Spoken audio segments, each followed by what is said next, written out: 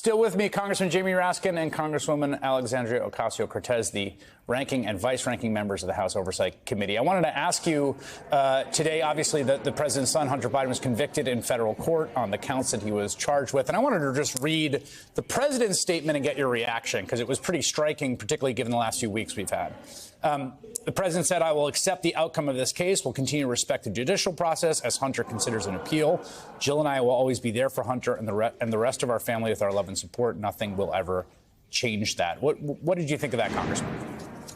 I mean, it was very presidential, and he showed in his statement love for his son and love for his country, including the rule of law. I mean, the different reactions between our Republican colleagues and our Democratic colleagues with the Trump verdict and the Hunter Biden verdict, it's just astounding. I mean, nobody on our side said that the fix was in. Nobody said that it was a travesty. Nobody said that the justice system needs to be turned upside down. Everybody accepted it. I mean, Hunter Biden, like Donald Trump, had the right of counsel, which he exercised. He had the presumption of innocence. He had the right to take the stand, which he chose not to do, like Donald Trump chose not to take the stand.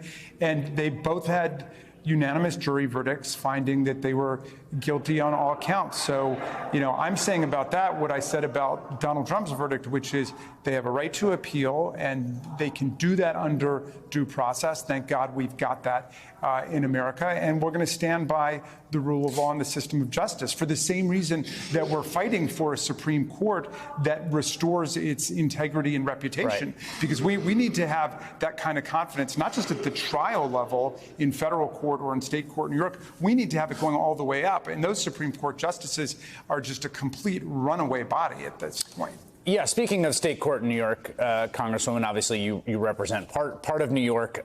There was a huge amount of sort of insults and vitriol that's been directed at Alvin Bragg, both from Donald Trump on down and all the people that are sort of, carrying water for him. That has now escalated.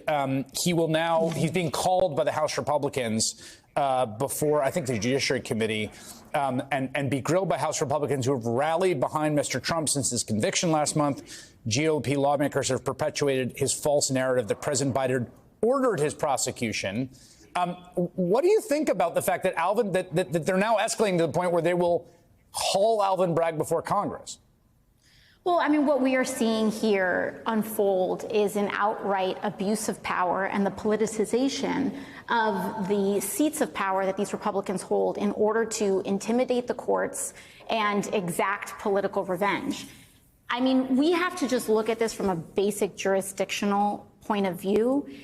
Alvin Bragg is not even this is not even a federal case in the same way. We're looking at a state court, and we're looking at municipal and state courts, and we have Republicans who are trying to haul them in. On what grounds exactly? This is not federal court. They do not have jurisdiction over it. This is truly just an attempt at public targeting.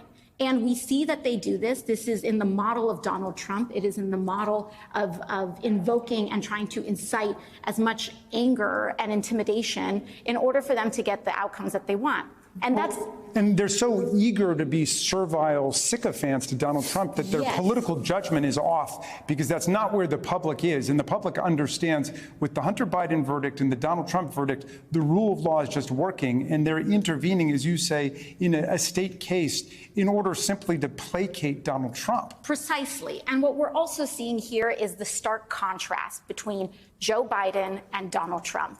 And in President Biden, we have both, yes, a loving father who is there to be supportive of his son, but also a president who respects rule of law and is willing to accept the outcomes of a case, even if that outcome is not in favor with his family or his personal, outcomes. Whereas you have Donald Trump, who takes and weaponizes the seats of government, the seats of power, and embarks on a campaign of political intimidation in order to wrest and secure outcomes that personally benefit him. And that, at the core, is part of the stakes of our democracy that are before us today. Because once rule of law goes out the window, it is not something that is easy to get back. And it is very much a part of the decision that we have to make before us in the next few months.